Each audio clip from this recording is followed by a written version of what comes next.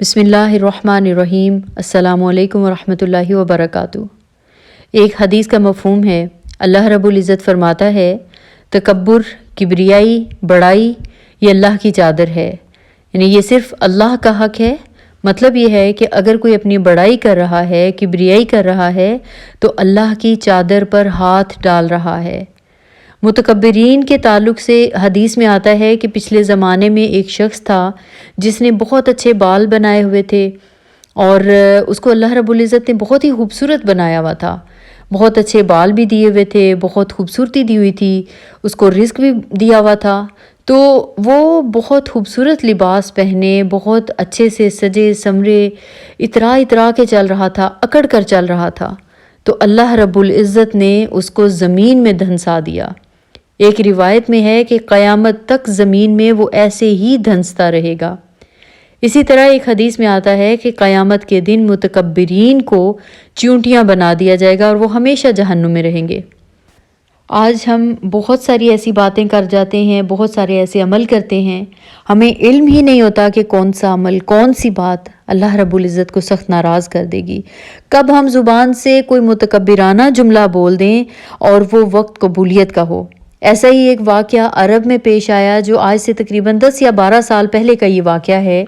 ایک نوجوان لڑکی ایک سپر مارکیٹ میں اپنے جسم کی نمائش کرتے ہوئے اور بڑے متکبرانہ انداز میں وہ چل رہی تھی، اور اس کے چلنے کے انداز میں ایسی خود نمائی تھی، ایک خود ستائی تھی کہ جیسے یہ دنیا جو ہے اسی کی وجہ سے پیدا کی گئی ہو۔ وہاں سے ایک نیک اور صالح نوجوان گزر رہا تھا۔ اس نے ہمدردی سے اس کو سمجھایا کہ میری بہن اپنی اس روش سے باز آ جاؤ، اگر اسی حالت میں ملک الموت تمہارے پاس آ پہنچا تو اللہ رب العزت کو کیا جواب دو گی؟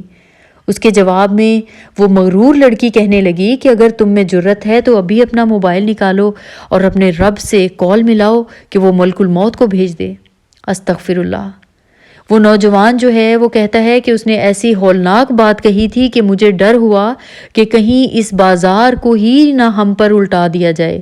تو وہ کہتا ہے کہ میں جلدی سے وہاں سے دوڑتا ہوا وہاں سے نکلا، اور جب میں بازار کے کنارے پر پہنچا تو اپنے پیچھے چیخو پکار اور آہو بکا کی آوازیں سنی۔ وہ نوجوان واپس مڑا اور ایک جگہ لوگ اکٹھے ہوئے تھے، وہ اسی جگہ پر چلا گیا اور دیکھا کہ وہ وہی جگہ تھی جہاں اس لڑکی سے اس نوجوان کی بات ہوئی تھی۔ وہ لڑکا کہتا ہے کہ میں وہ منظر دیکھ کر ٹھٹک کر رہ گیا۔ وہ لڑکی ٹھیک اسی جگہ پر مردہ حالت میں پڑی تھی، اس جگہ پر جہاں اس نے ملک الموت کو بلانے کا چیلنج کیا تھا۔ تو وہ کہتا ہے کہ میں تو اس چیلنج کے فوراً بعد وہاں سے نکل گیا، لیکن لڑکی اسی وقت منہ کے بل گری اور دم توڑ دیا۔ تو آپ دیکھیے کہ ہمیں اندازہ ہی نہیں ہوتا کہ کب ہمارا کوئی جملہ ایسا ہو، کب کوئی زبان سے بات ایسی نکال دیں جو کہ متکبرانہ ہو اور اللہ رب العزت کو سخت ناپسند آ جائے۔ ہو سکتا ہے وہ وقت قبولیت کا ہو اور ہماری بات پوری ہو جائے۔ جب یہ واقعہ رونما ہوا تو اس کی بازگشت مقامی اخبارات میں، مجالس میں عرصے تک سنائی دی۔